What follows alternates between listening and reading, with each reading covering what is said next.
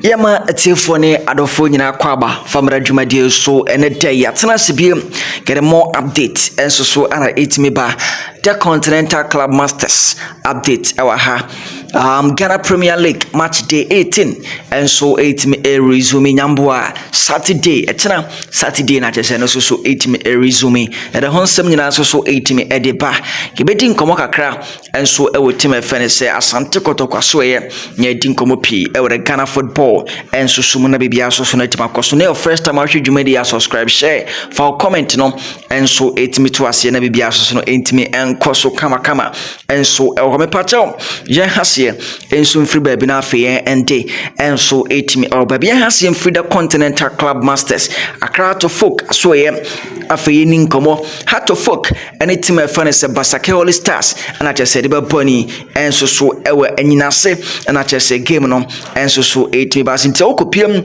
e wo anyina se de a nyamboa eta kwasiada no enye easy crown so 8 me e ho me pa chaw Ise uram na ohwe ne eno so ekoso Hartford training grounds wa bibia so no 8 me koso kama everything is on point ache se bibia so no ultimate koso players ne nyina no enso 8 me training kama na yenua e for no se Enoch Asubonten ene the only player ache se wono so no atimi anya injury kakra enso so 8 me over the camp of team e for no se Accra to Fuku ehwe ne mum se bibia nso betimi akoso ntino ono ana unlikely se wanhwa ono so entimi make trip ni bi enkopiem e wanya efane se anyina se na other players ne de obia nso etimi ne efane se fully fit na Seth Osei na we are ne try Seth Osei se ne efane se ne ITC enso so betimi aba na chese mpanifo so etimi register boy a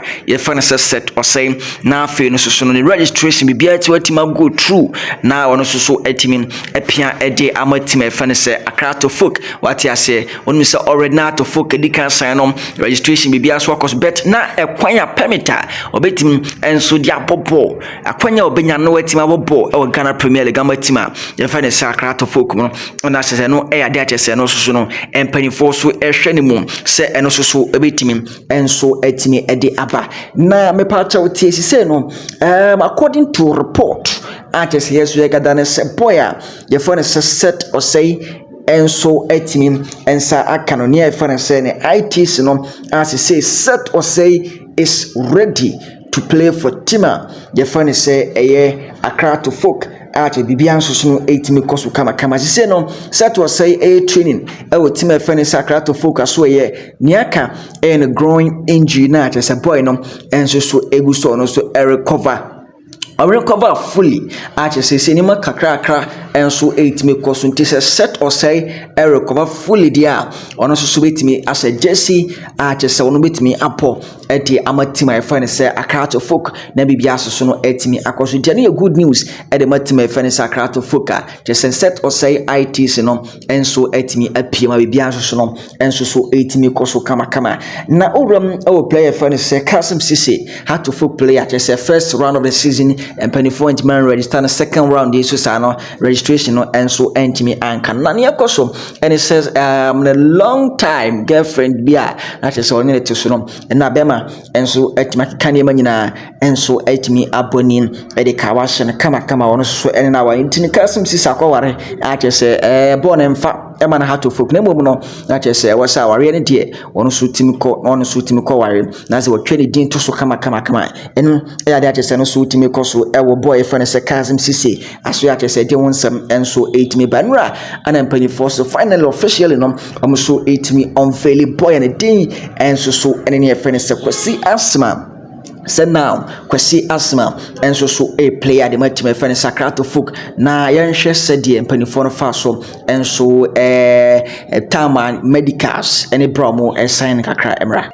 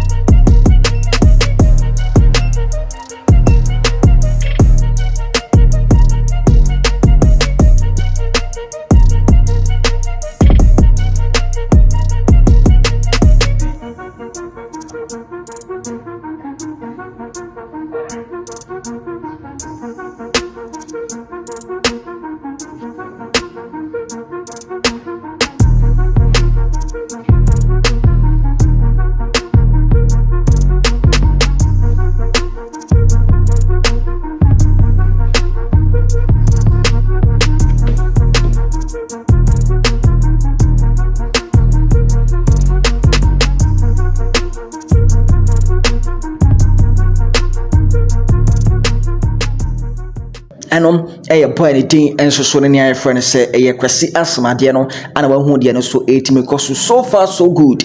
Ghana Premier League second round of the season players as a team signings no say ne tie Asante Kotoko enso so etimi ewura mom enso so the players ahodo no a enso so etimi eto omo table so a chese omo so etimi san omo kama na say ana tie see Asante enso Kotoko player omo so etimi sign Kwampoku, Isaac Minta, Michael Sefa, Daniel Adrain, Ajete, and Samson Eduku.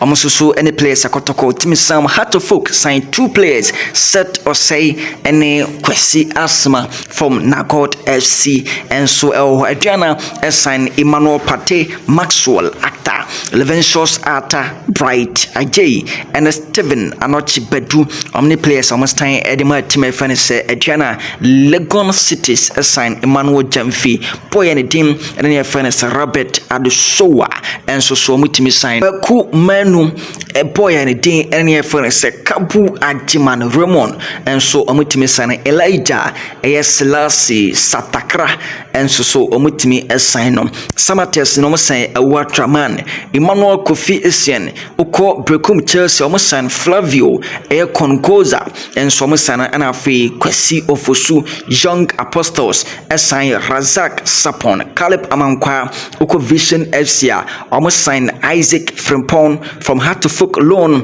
Afe Gideon Asante Yabua and so almost sign a loan and so from Hatofok and Atas was some Pem and so Omutimi sign Heart of Lions assign Paul Ata Ajay and so Hobasake All Stars for no and so etimi sign Bismarck Tay onom and in some kind of so etimi course we doing some and so etimi Bafeuram ewo tima the friend say Tot FC Jerry Afiye akwarom Black Stars material ono so etimi uram a travel from Ghana kupim when your friend say Saudi Arabia akwasan ediama club friend say Arcasia ano and a bonus so etimi akwasan ediama Arcasia and a bonus so etimi akwasan ediama mo na me pa chawo ne contract was sign no ebewunyambo 2028 na say the boy no enso na ne wakopiem when your friend say Spain edi akoboya ma club friend say CD Lugo when a boy no kobo loan enso so etimi ediama mo na bibia so no enso etimi akoso kama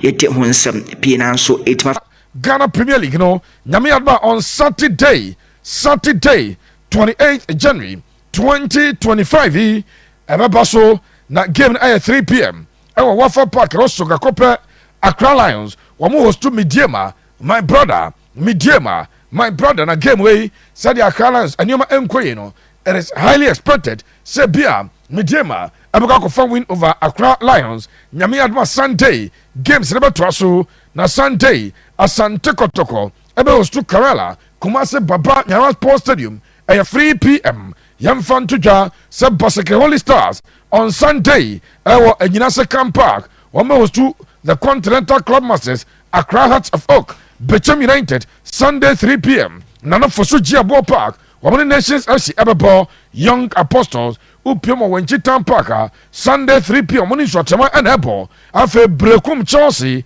one anso ewo Brekum Golden City Park ebe host to Vision FC na club and did the Kwando out of Lions on Sunday ewo Pandro Sports Stadium Oma was to Diana Stars nyame adoma Sunday kradano FC Samatas 1996 ewo St. John's Sports Arena wamene Dreams FC bebo na last game Legon Cities on Sunday 3 p.m. wamo ewo University of Ghana Stadium Oma Bobibieni Gold Stars way aya fixtures nyame adoma kwasiada emposo ene ate won sam no ede atu dwa kaisa chena ene be chance a Accra Lions host to club and day ade Midiema Ghana Premier League no after match day after 17 round of matches after first round no Bibiani Gold Stars Edikai or 33 points Nations FC Tosumi no or 32 points Asante Kotoko Tosumi sa one hour 31 points Afe Pound out of Lions or Tosso 9 or 30 points Hatsefok Etosunum or 29 points Ensia Bechem United or 27 points Yamfan Tuja Semidiema Tosso and so 1 hour 26 Samatas Tosso Ngoche or 22 Basake Holy Stars Tosso Nkno or 22 Brekum Charles or Tosso 2 or 22 points. After Vision FC, Edubako and Watoswa, or 19 points. Adriana Stars, Edumiano, Wano, 18 points. After Eba, Dumiansa, and no Iron Swatramai, 13th with 18 points. After Uruaniba Chemo, Ubena Young Apostles, or 14th with 18 points, 16 points. Elkra Dreamsa, or the 15th position, 16th position. Kerala, or 14 points. Lagos Cities, 17th position, or no, 14 points. And after Accra Lions, 18th position. One also our 13 points. Our way, Ghana Premier League action, and a don't seminal at the Atuja, and the minor tier for. Now, young Ramo, Name and a free coach Stephen from Port Manso. Coach Stephen from Port Manso, second round of the Ghana Premier League, Coach Echema Emubaya Den Papa in an exclusive interview with Emmanuel Ousuleta of a Commerce Pause, and what they took job. So, second round, no, Emu a bad thing. Now, I say they would have to battle their, and I said they would have to double up their performance to remain at the summit of the table. The team, Bibiani Gold Stars, a person who that's right. I just say, Omo, Emma performance, no, a crossry pa. Yenche coach and the day at the Stephen from Port Manso, head coach, Edema Bibiani Gold Stars. The second round is going to be harder than the first round. Now, there were teams or there were some people who didn't even believe in us that at the end of first round we will be on top. That was as a result of our hard work. But then now they've seen that we are also contenders for the league title. So everybody will come at us in the second half. So to be able to withstand the second round, we need to work about ourselves. We cannot take the same performance of the first round into the second round. No. So we need to work extra before we can or we'll be able to maintain the spot that we have. I am Stephen from Port Manso, our head coach, Edema Bibiani Gold Stars. Or say, I'm the same performance every Roma and more, as I'm a pejampa. Now, Abubakar Watara, I head coach Edema Hatifuk, and was a league, no. I open. I got 17 games, Yababo. No, Abubakar Watara or the Tuja. Say, Drew Brevi Kanako committee has 9. Say 2 points. The league, on say opener, Bibia Enya NC Kra. Now, Omo Eche, the omit my Abubakar Watara, head coach Edema Kra Hats of Oak. 17 minutes. In the 17 minutes, 17 matches. Everything is possible. So that's it. The league is open for everybody. Let's make our energy just renew and that way. Purpose is not any problem. I'm only here 9 points. I bet you have a no problem. The game is continuing. And all the game, end of the league, accountability to win. But the league is now we are target. As a folk, we can't play the league to say we don't need the league. Good person. Seba, if I'm not sure, we are continuing to work. Abubakar Watara, and some, I don't know, Mame Uncle Asante Kotoko. And one more a press conference, our Baba Nyara Sports Stadium. Now, Enra Asante Kotoko, 2 players, and on Beshan St. Chofo, a branch at the Andrews in Team Menu. Inform Justice in Kuku play one also Empire Andrews in Team Manu a branch and then some Atuja or Chemu a branch and John Fobuza Andrews. Now one can say a commence season, last season, no man shall yet. Now performance like BPO, now supporters will be criticized. Now a fee what pejam a dear I am magic at the amount now say her or no or criticizing her on fun personal or said Drew Brevikana now say or comedian for 4 yana. No doom the phone. No, I don't concentrate on the game. Yanti Andrews in Team Manu at the Abwa Amane form no assign so a pejasan. First of all, we didn't Canada will be ase. Seja, Omunya Gideon, Emma, your best start season with me joining here. Last season, Menka said, Meme personal Naibia, and no man kuyama a team in Niger, and no man kuyama. But your best start season, we know. Medishem who said, last season team ni nyina ne normal nkoye but this season me determine na self confidence nti eneja ama say ya obi ebu me din pacho debate me aka say me obi a say obi ka me ho asemboni ana me te asemboni a me mfa na bufom me fa ni ne good faith na ma try say ade a me ya ade ho no me de be improve. Last season send na America no eja je nyina ne no man ko yi team ni nyina ne no man ko ya ma by best start this season no me ka kire me ho say the last season man yin ye no this season me ma sa ade ni si ana bia ade ana me ya emwa me no e wo say me twi me ho free sa no ma no na this season me determine na me focus on game bia ye bebo ana ye matches ne so ena ja atem di dina na free outside the bano me obi a me time ko Facebook sa ti se bia me ko na me hu say na me do me phone na ma hye me hu kunan ana sa at times bi ye training wie na mistake bi o me ya me ben inside there me am ka che me say ade bia me ye wi am wa me nti wo say me hwe different way se ne be da bebo me ano aye Andrews intimanu and it is sabna atudwa pepe no na wasan so anyway atudwa onim sa Asante Kotoko nanse omone Karela eba se Kotoko efa win e baba ira no ya na ayedin e de ama Asante Kotoko Andrews intimanu ase omoni abre se Karela for sa unbeaten run e kuro e baba ira no omba ende ni nyame adoma kosi ada game no ba so no omo boss na edit me pa so mba ende Karela unbeaten run e baba ira first round kwa se Kotoko chi omo e hye omo e narelugu senior sisi mu hu no se match bia no you put too much effort near winning sa nti say no match bia be fa no match after match ti Karela match no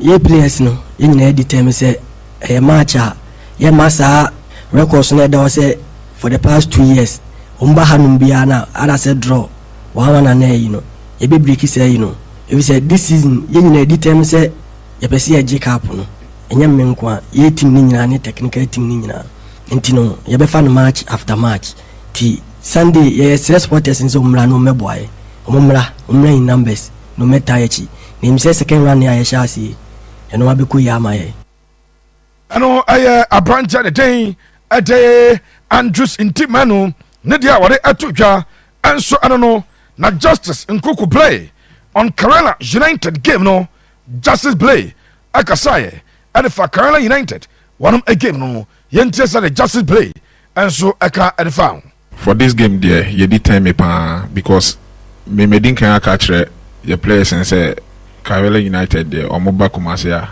I say best a better draw into some match with there I'll say it to me then edit tell me I focus na it me winning because you win this game here na be say second round no you bet me then I improve akuyem ano aya Justice Nkuku play then some of the two about a club and did the Karela or see game where there as you winning not just a second round no yabekwa nimpa we e de free up eton sam no e etudwa now mame engra we Justice Nkuku play and a play e kasa osi Asante Kotoko omo epese omo winning league no Justice play as deputy captain and say on a captain no osi Kotoko omo ni so de no and so this season omba winning league no yentie Nkuku abroad sansem no e de etudwa oh league ne there once Asante Kotoko a big crab ne there really say you bet me head ewini na ya ko Africa being come anytime be ka say like ye jiri ye ho a you bet me win league no na ye league no so nko a FA Cup kan you bet me win nti ye ntimi ye yere ye ho because league no second round na ne boy edin nti second round no ye put your best na ye determine say you bet me head ewini but me anytime be a ade ya mesra free yankopon wa say o man odo embrace team ni mu odo team ni mu a ene na man kuyim de yeden ayawo dia I don't know they lose kra no abe win the amount like they am da kasepa ne say last season your ball first round we no omo break be say 3 weeks o say nti I don't know so me hye so ne ka ho na no so e ma yet me yeden e ba form no but this season say na omo de atoa so no me aye me de because ye nkofie still yeda so welcome nti sana ye lose ye win like ye win atoa so no ye bo second round na atoa so no abama yet me nya sa confidence no e de win Karela match oh yeah boom abam because me ka year 2019 na me buy no na ye bo match e wa ha me kra me free tendon na me busted a parking inside there. Me who supporters na and you so per se a coming. Until me who say it's really bad. Until yes, supporters and say muntimi embra and mesha parking mama because play be or who supporters are no to me in a common bubble. I know a justice in Kuku play Asante Kotoko, one a deputy captain. Nancy one also added to ja and an pay on Akuma Sports. Good morning, Sports. Yes, so yade Emma wa enya semketoa yenkwa yanime na fe menya juan kakra emfa enka home. Dear Chenye justice play wakasa wa make a special appeal ade ama supporters no nanim sa justice play I can send be mesi enra me hu dream e bra justice play eka se ono de Asante Kotoko ewom se nyoma koye wo mede ho na ode abasobo ni nyina ede ema akwadana ne din ede Andrews Ntimanu was Ntimanu performance ono justice play ono so ye player no ogina park ne so a wo ye impressed but yen change play on appeal or the supporters ne say obesre omo to asre Kotoko fans stadium no mumra na momesha homa we the megina me senior captain asare na me the answer sa question we ono so why are there waboa me na yetimi ade team na be den e bedru sa prempresi na ekoma supporters no omu ni ho a nyen ase team no ye ni ho nti de meka say yesre mu omu beta echi na second round na ne boy den nti omu fa omu support omu fa beta echi na yentimi ye den enwini kawela match no then the first no sana mutimi ba ye ni say say asika ho ayedin but once I would do Asante man would do Asante Kotoko ne de wuntimi yimfiri wakumo sana mo share ya utimi kofi akra wundidi no yesere mo modem support like ebeta echi ya ana bibia bakoyi na Asante kro na ayeden emu ayede no justice play nenso odi tuja we de Kotoko supporters monima masum players yi akirema wonum esremu omosremu mumra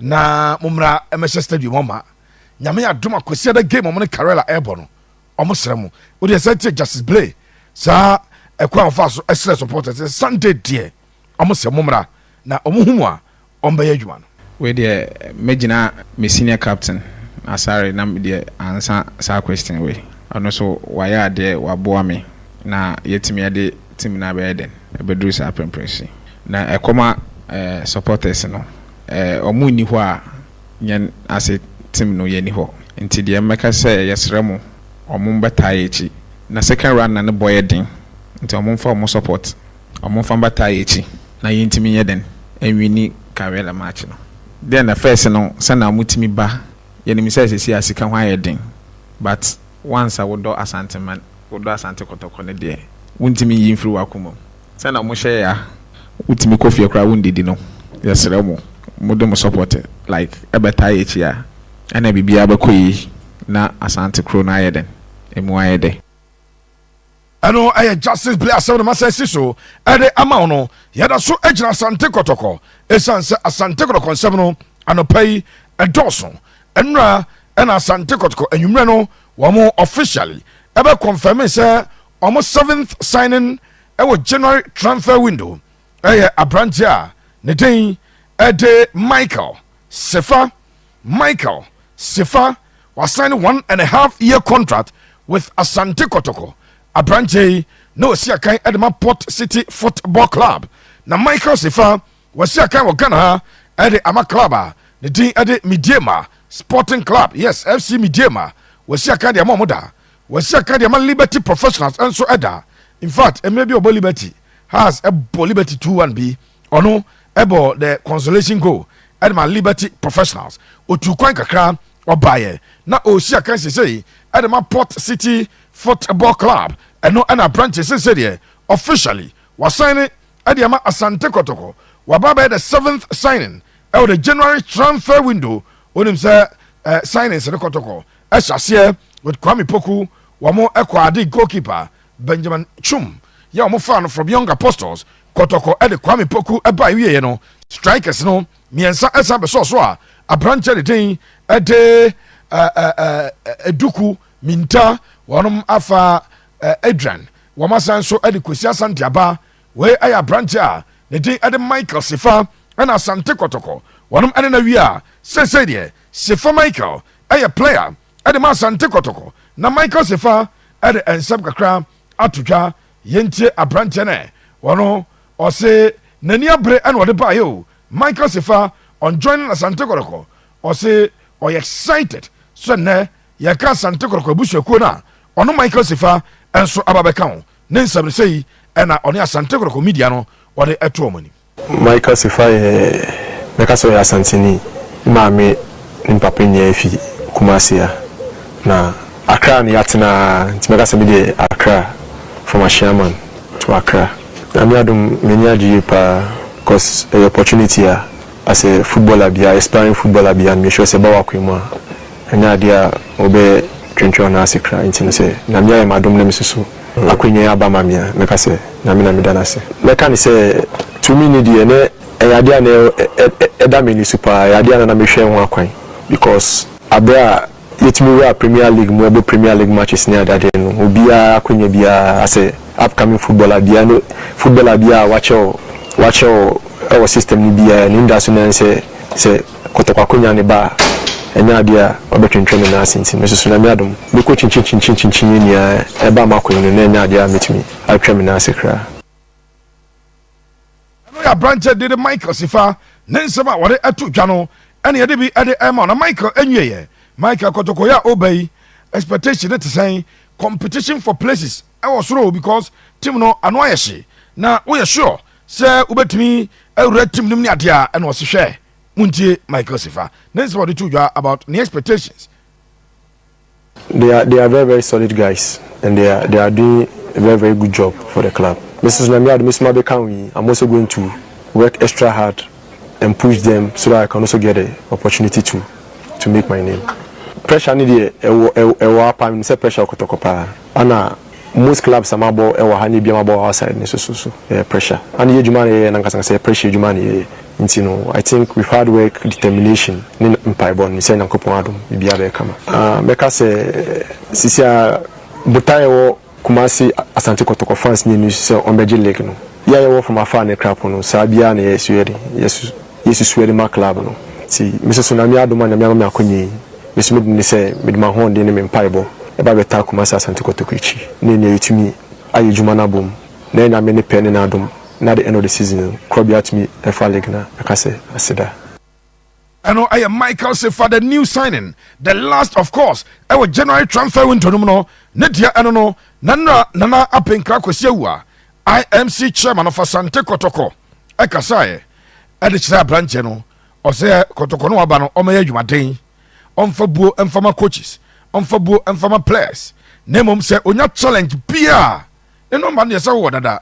No Maswati, don't hesitate to call me at all. Nana Pinkra, IMC chairman of Asante Kotoko. Asante Kotoko, no Abana. Maybe a papa and Qualepe. In case you show me papa no. Maybe a dear Yakufa, near Waba.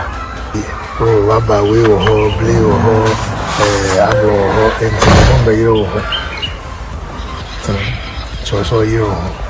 No more beer, what to grant at the Waba. Now, the pre position, or Bejefa, or height, no stature, be a fitted.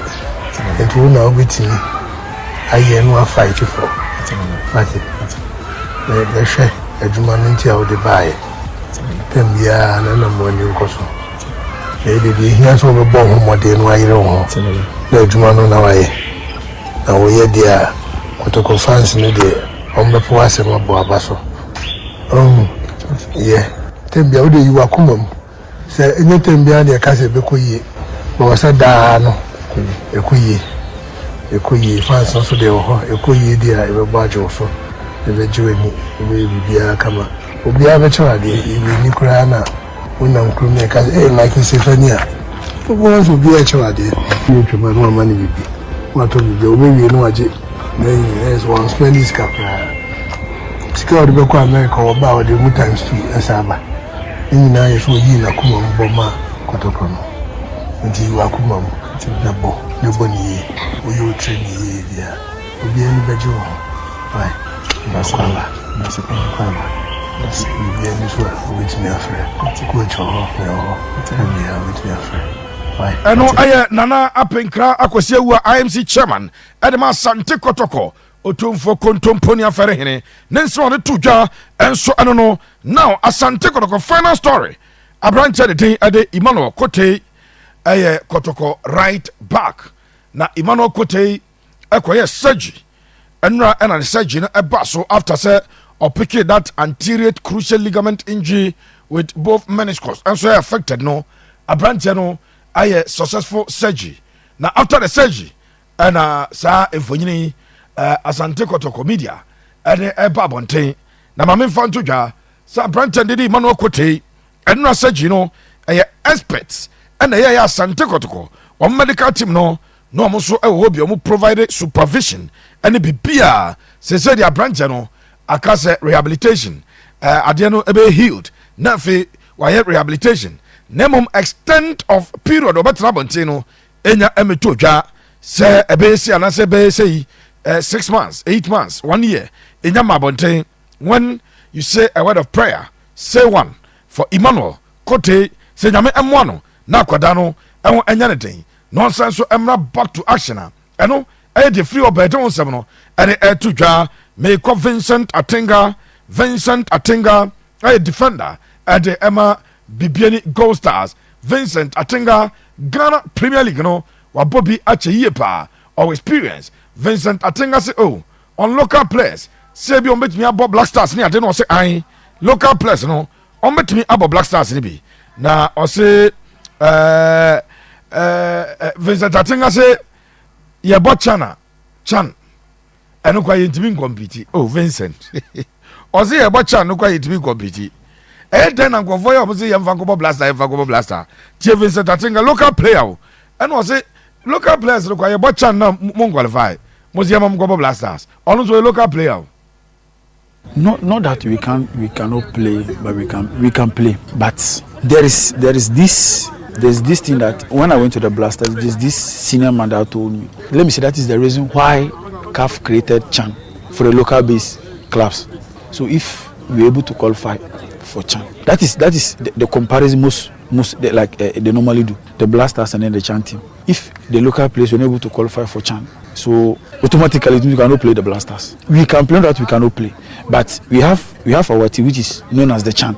And if we are unable to qualify with the local player, we are unable to qualify for the Chan. So it means automatically we are not qualified to play Blasters. Your own level it becomes difficult. Yeah, let me put it that way. Because we have our tournament and the senior teams have their tournament. If we are unable to qualify for the local tournament, automatically we cannot play the Blasters.